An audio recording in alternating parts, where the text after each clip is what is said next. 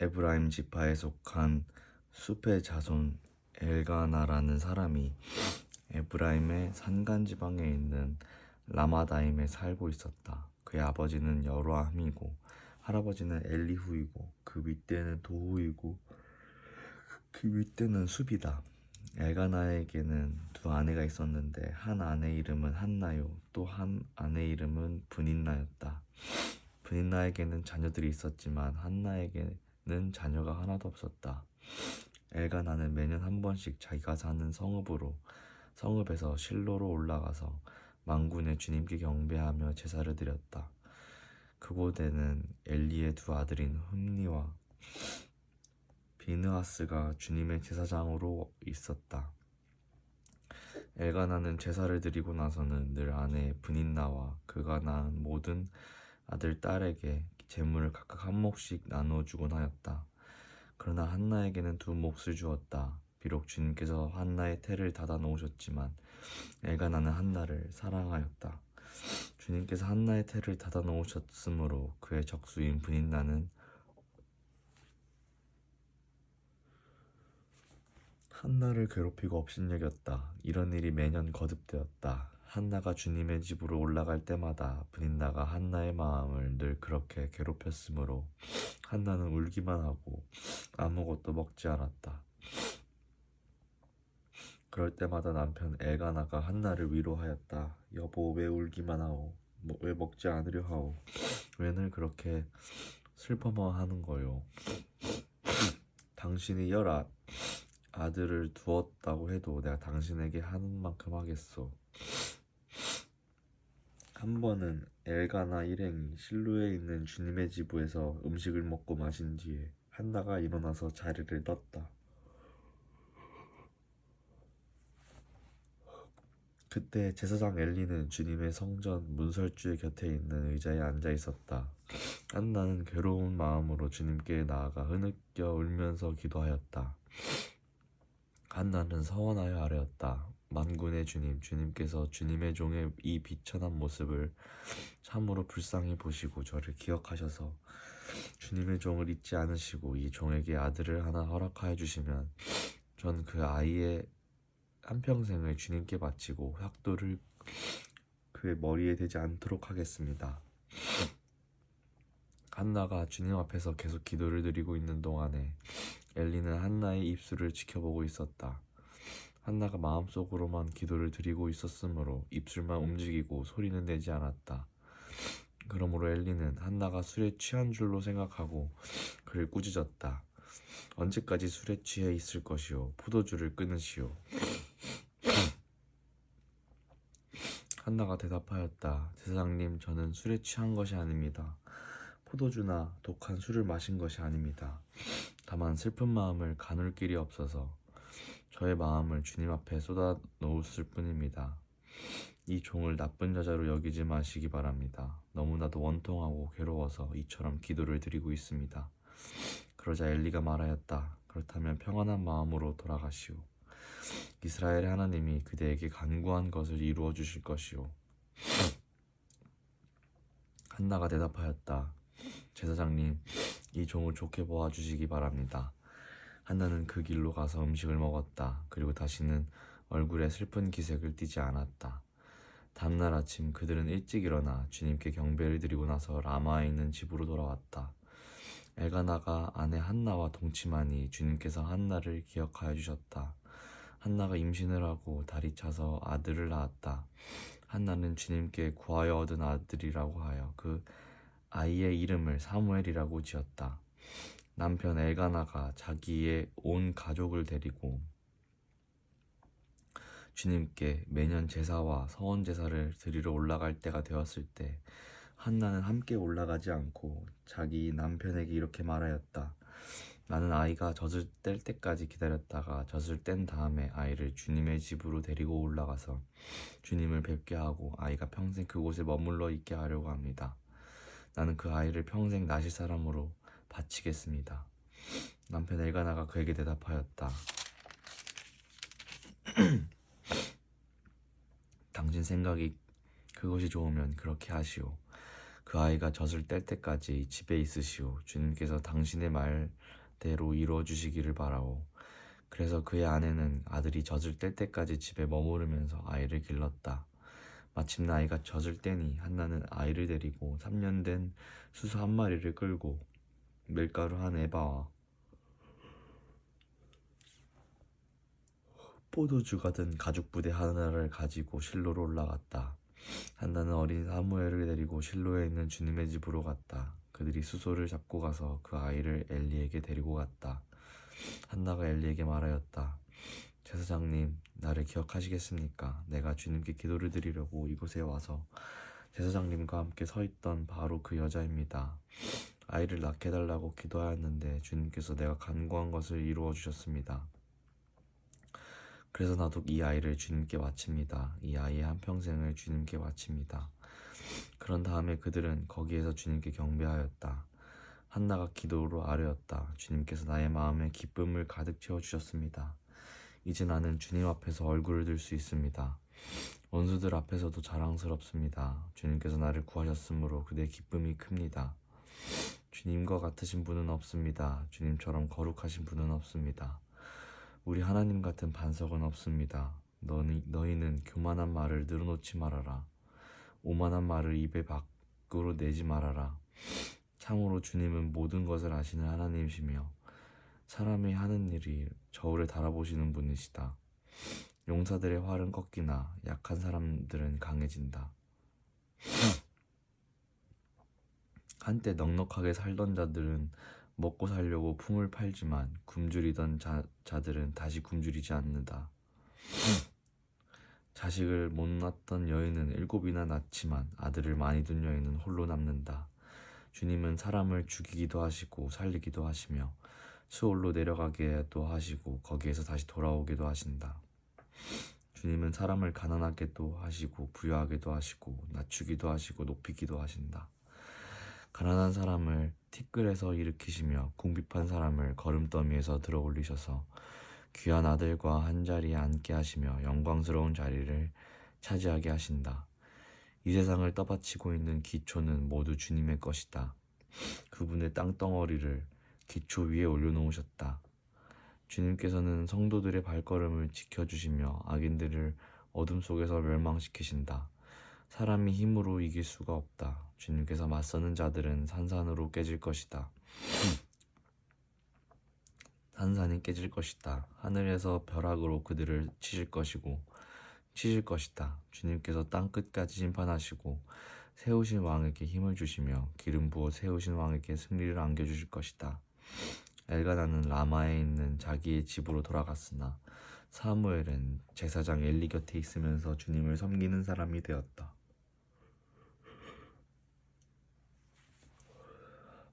엘리의 아들들은 행실이 나빴다. 그들은 주님을 무시하였다. 제사장이 백성에게 지켜야 하는 규정이 있었는데 그들은 그것도 무시하였다.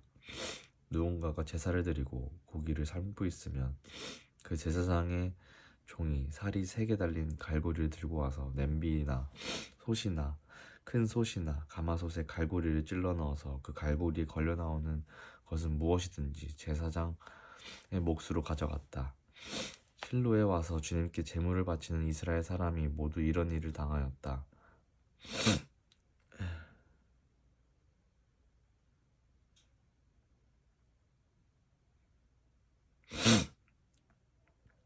그뿐 아니라 사람들이 아직 기름을 떼내어 태우지도 않았는데 제사장의 종이 와서 제물을 바치는 사람에게 제사장님께 구워드릴 살코기를 내놓으시오. 그분이 원하는 것은 삶은 고기가 아니라 날고기요 하고 말하곤 하였다. 제물을 바치는 사람이 그 종에게 먼저 기름을 태우도록 되어 있으니 그렇게 하고 난 다음에 원하는 것을 가져가시오 하고 말하면 그는 아니요 당장 내놓으시오. 그렇지 않으면 강제로라도 가져가겠소 하고 대답하였다. 엘리의 아들들은 주님께서 보시는 앞에서 이렇게 심하게 큰 죄를 저질렀다. 그들은 주님께 바치는 제물을 이처럼 함부로 대하였다. 한편 어린 사무엘은 모시 에봇을 입고 주님을 섬겼다. 사무엘의 어머니는 해마다 남편과 함께 매년 제사를 드리러 성소로 올라가곤 하였다. 그때마다 그는 아들에게 작은 겉옷을 만들어서 가져다 주었다. 그리고 엘리는 엘가나와 그의 아내에게 주님께 간구하여 얻은 아들을 다시 주님께 바쳤으니 주님께서 두 분 사이에 이 아이 대신 다른 자녀를 많이 주시기 바랍니다 하고 복을 빌어 주었다. 그들은 이렇게 축복을 받고서 고향으로 돌아가곤 하였다. 주님께서 한나를 돌봐 주셔서 한나는 임신하여 아들 셋과 딸 둘을 더 낳았다. 어린 사무엘도 주님 앞에서 잘 자랐다. 엘리는 매우 늙었다. 그는 자기 아들들이 모든 이스라엘 사람에게 저지른 온갖 잘못을 상세하게 들었고 회막 어귀에서 일하는 여인들과 동침까지 한다는 소문을 들었다. 그래서 그는 그들을 타일렀다. 너희가 어쩌자고 이런 짓을 하느냐. 너희가 저지른 악행을 내가 이 백성 모두에게서 듣고 있다. 이놈들아 당장 그쳐라. 주님의 백성이 이런 추문을 옮기는 것을 내가 듣게 되다니 두려운 일이다. 사람끼리 죄를 지으면 하나님이 중재하여 주시겠지만 사람이 주님께 죄를 지으면 누가 변호하여 주겠느냐. 아버지가 이렇게 꾸짖어도 그들은 아버지의 말을 듣지 않았다. 주님께서 이미 그들을 죽이려고 하셨기 때문이다. 한편 어린 사무엘은 더 커갈수록 주님과 사람들에게 더욱 사랑을 받았다. 하나님의 사람이 엘리를 찾아와서 말하였다. 나 주가 말한다. 내 조상의 집이 이집트에서 바로의 집에 속하였을 때 내가 그들에게 나를 분명하게 나타내 주지 않았느냐. 그때 내가 이스라엘의 모든 지파 가운데서 내 조상 아론을 선택해서 나와 제사장으로 삼아 나의 제단에 올라와 분향을 하게 하며 에봇을 입고 내 앞으로 나와 내 뜻을 듣도록 하지 않았느냐. 나는 이스라엘 자손이 드리는 불살라 바치는 재물을 모두 너희의 몫으로 차지할 권리를 내 조상의 집안에 주지 않았느냐. 그런데 너희는 어찌하여 나의 처소에서 나에게 바치라고 명한 나의 재물과 예물을 멸시하느냐. 어찌하여 너는 나보다 내 자식들을 더 소중히 여기어 나의 백성 이스라엘이 나에게 바친 모든 재물 가운데서 가장 좋은 것들만 골라가다 스스로 살찌도록 하느냐. 그러므로 나 주 이스라엘의 하나님이 말한다.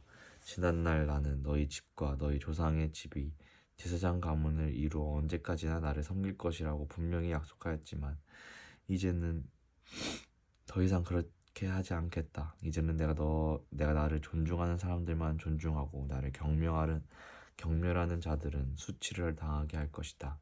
나 주의 말이다. 내가 내 자손과 내 족속의 자손의 대를 끊어서 너희 집안에 오래 살아 나이를 많이 먹은 노인이 없게 할 날이 올 것이다. 너는 고통을 받으면서 내가 이스라엘의 모든 백성에게 베푸는 복을 시샘하며 바라볼 것이다. 내 가문에서는 어느 누구도 오래 살지 못할 것이다. 그러나 나는 내 자손 가운데서 하나만은 끊어버리지 않고 살려둘 터인데 그가 제사장이 되어 나를 섬길 것이다. 그러나 그는 맹인이 되고 희망을 다 잃고 그의 자손들은 모두 젊은 나이에 변사를 당할 것이다. 내 두 아들 홈니와 비느하스도 한날에 죽을 것이며 이것은 내가 말한 모든 것이 반드시 이루어진다는 표징이 될 것이다.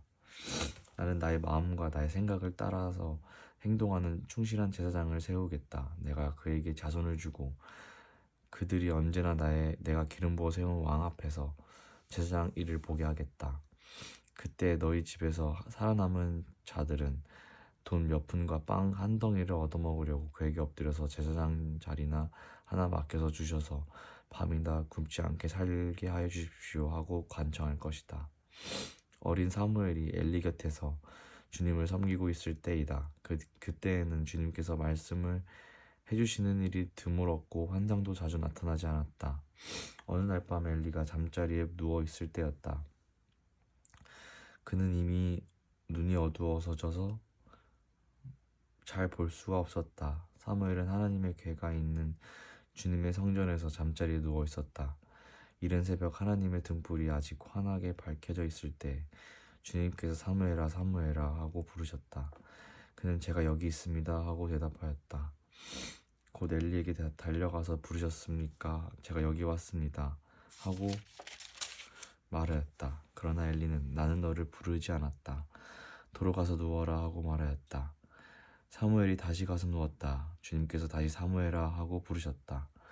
사무엘이 일어나 엘리에게 가서 부르셨습니까? 제가 여기 왔습니다 하고 말하였다. 그러나 엘리는 얘야 나는 너를 부르지 않았다. 도로 가서 누워라 하고 말하였다. 그때까지 사무엘은 주님을 알지 못하였고 주님의 말씀이 그에게 나타난 적도 없었다.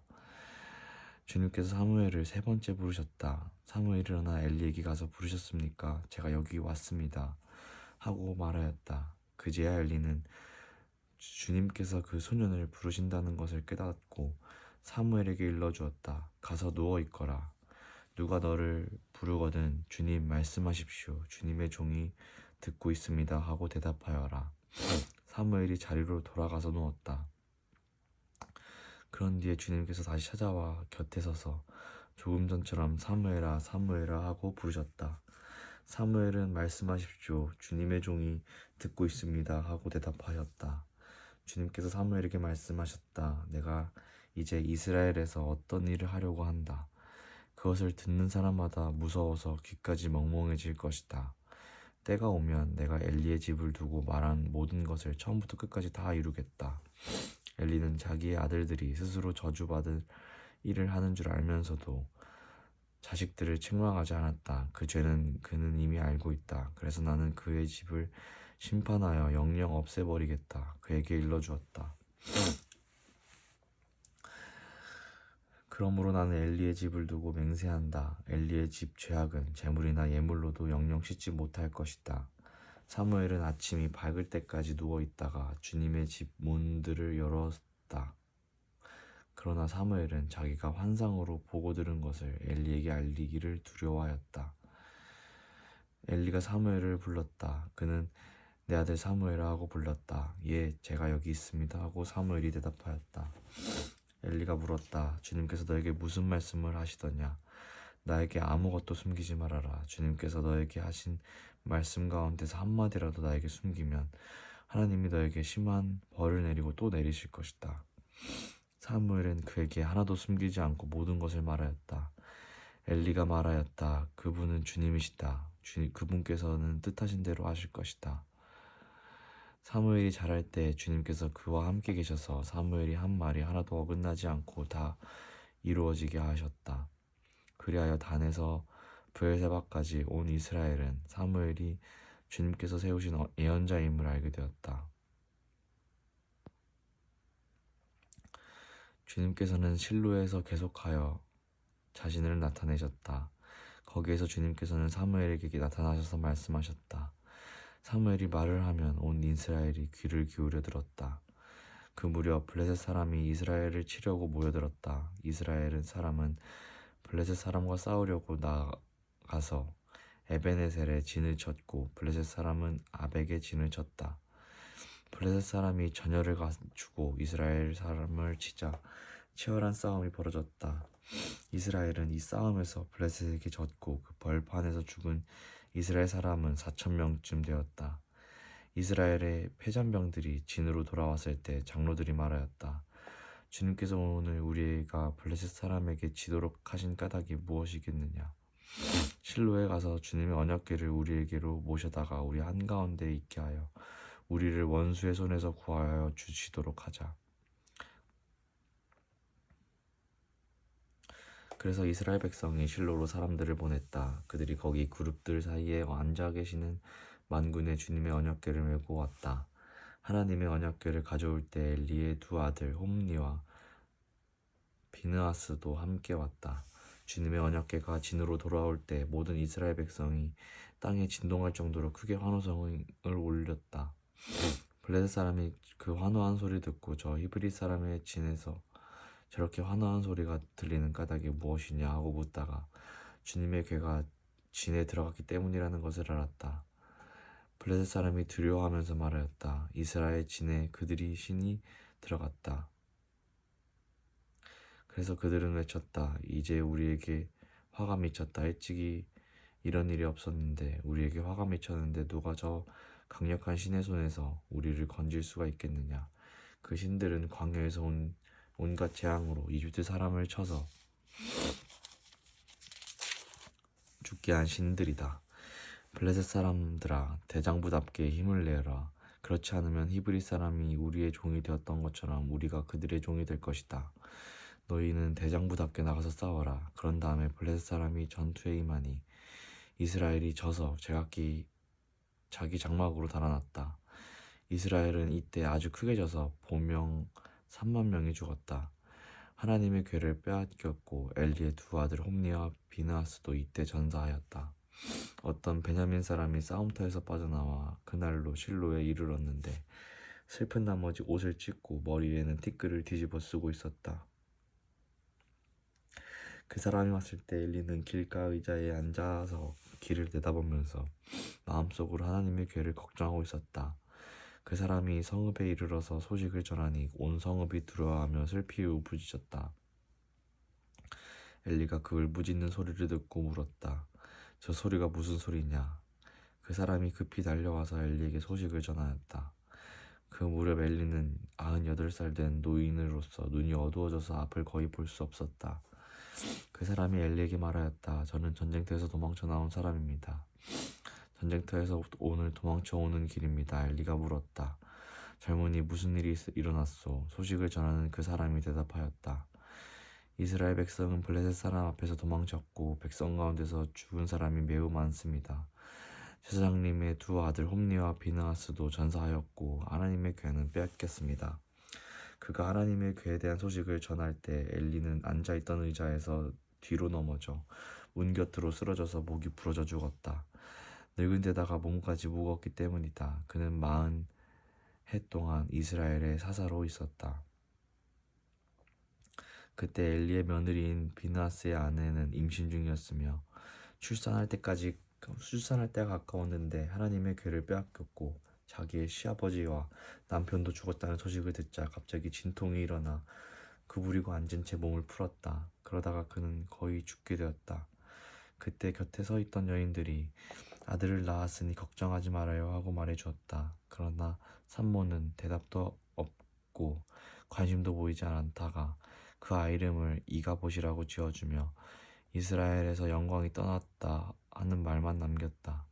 하나님의 궤를 빼앗긴 데다가 시아버지도 죽고 남편도 죽었기 때문이다. 거기에다가 하나님의 궤까지 빼앗겼기 때문에 이스라엘에서 영광이 떠났다고 말했던 것이다. 아멘.